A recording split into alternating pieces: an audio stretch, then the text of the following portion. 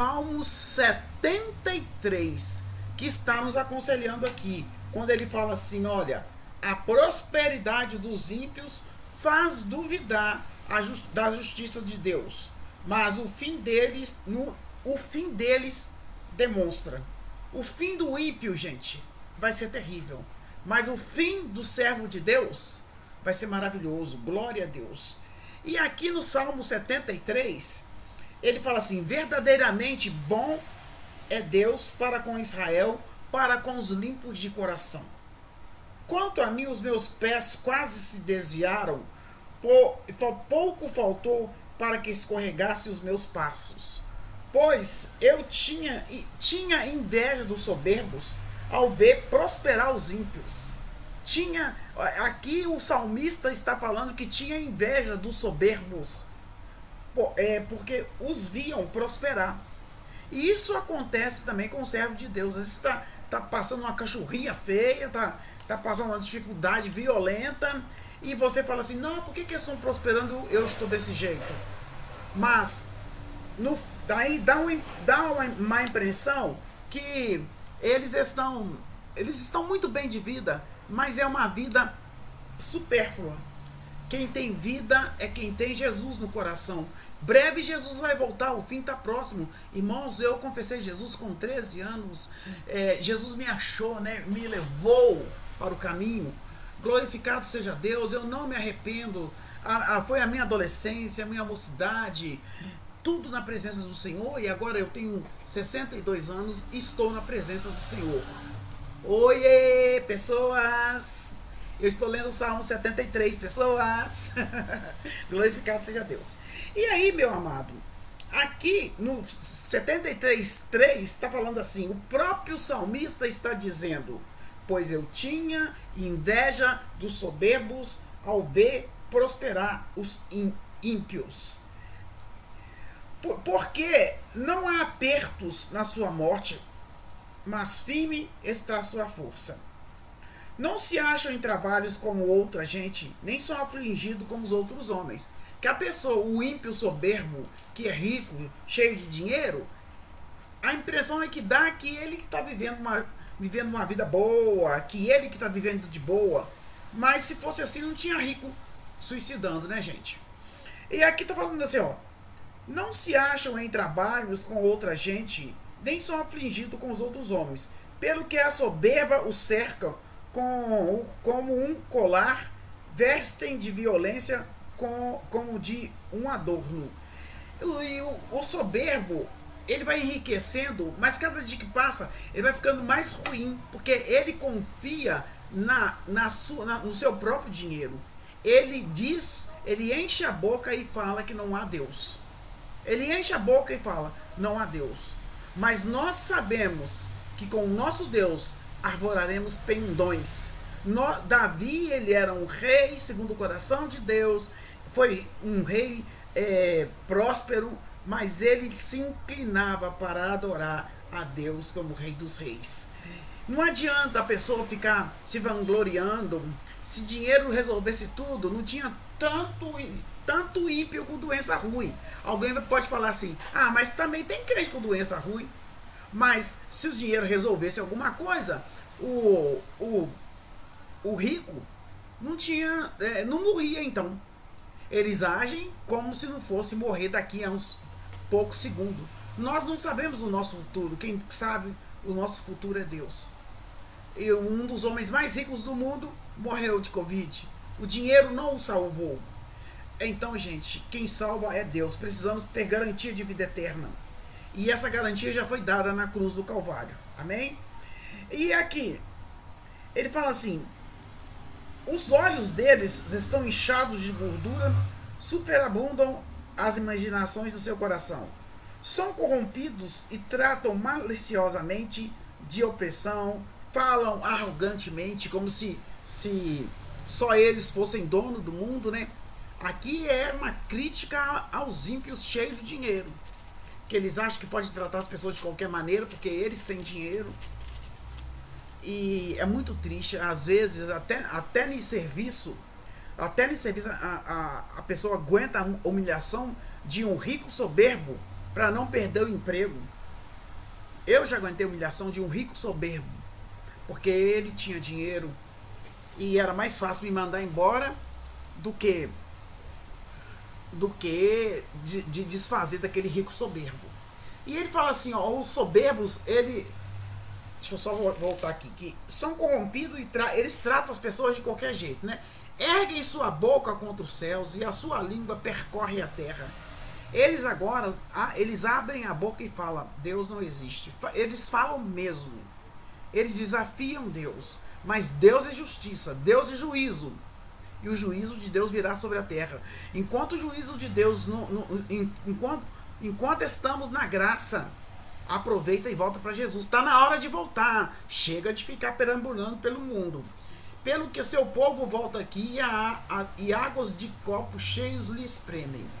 E dizem, como o sabe Deus? Ou há conhecimento no Altíssimo? Eis que estes são os ímpios, e todavia estão sempre em segurança, e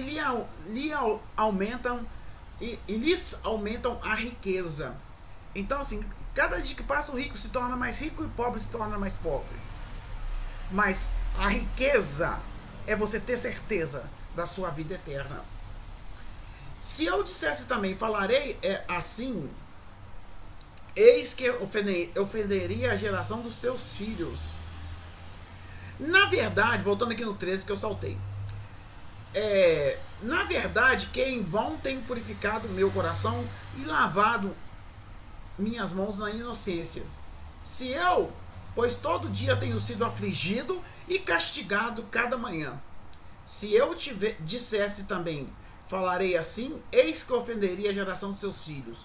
Quando pensava em compreender isso, fiquei sobremodo perturbado.